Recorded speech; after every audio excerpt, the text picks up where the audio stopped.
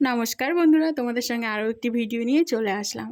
আজকে আমাদের ভিডিও হবে এই যে জন্মাষ্টমী করেছিলাম তা গোপালের ভোগের জন্য আমরা কি কি রেসিপি বানালাম তার একটা ছোট্ট ভিডিও তোমাদের সঙ্গে শেয়ার করছি।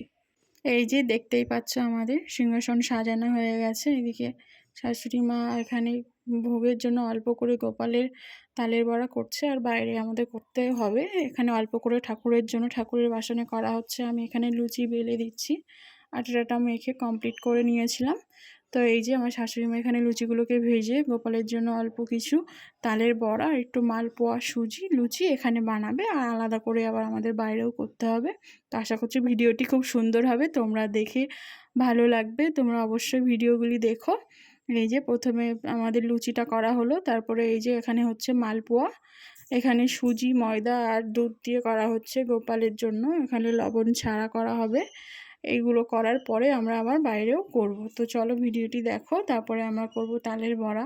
তো এরকম মালপোয়া খেতে কে কে ভালোবাসে অবশ্যই কমেন্টে জানিও। আর এখানে হচ্ছে গোপালের জন্য তালের বড়া, যেহেতু হাতেই শাঁকা হয়েছে, গোপালের জন্য আমাদের আলাদা করে কোনো ছিল না তাল শাঁকার, ওই জন্য হাতেই সেঁকে নিয়েছিলাম। আর এখানে দেখো মালপোয়া ভাজাও হয়ে গেছে, ওইদিকে তালের বড়াও হচ্ছে, দুটো দুই দিকে হচ্ছে, যেহেতু এখানে পুজো দেব।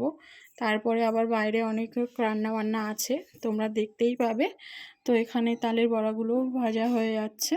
দেখো এখানে কমপ্লিট হয়ে গেছে, এবার ঘরে সব গুছিয়ে নিতে হবে। এইদিকে সুজিটা আমি দেখছিলাম, এই যে সুজিটাও প্রায় রেডি হয়ে গেছে, লুচিও ভাজা হয়ে গেছে, ফল প্রসাদও করা হয়ে গেছে। চলো দেখো, তাহলে এগুলো গোপালের জন্য করা হয়েছিল। আর আমি এখানে ডাল সেদ্ধ করতে বসিয়ে দিয়েছি, যেহেতু ছোলার ডাল হবে।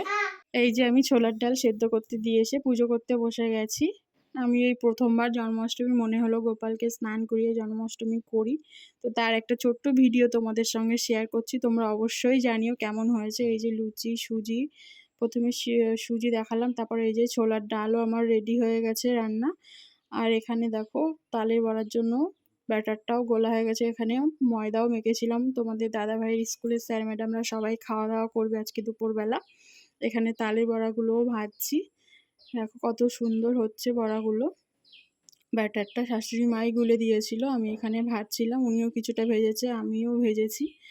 আর মালপোয়াটা সম্পূর্ণটা আমিই করেছি। অবশ্যই জানিও কেমন হবে, আমি জানি না। তো এই যে ব্যাটারটা এরকম করেছি। তালের বড়াগুলো দেখো জাস্ট সুন্দর, কি সুন্দর ফুলছে। তো এরকম ঠাকুরের জন্য ভোগ রান্না করতে গেলে বেশ সুন্দরই লাগে, আর যদি সেই জিনিসটা এত সুন্দর হয়। জানি প্রসাদ সব সময় সুন্দর হয়, ভগবানের নামে তুমি যাই করো না কেন সবটাই খুব সুন্দর হয়। তবুও দেখো কত সুন্দর লাগছে। তোমরা অবশ্যই জানিও তোমরা কিভাবে তালের বড়া করো। আমি এখানে সুজি, তাল, একটু ময়দা আর চিনি দিয়ে করেছি, একটু নারকেল কোড়া দিয়ে।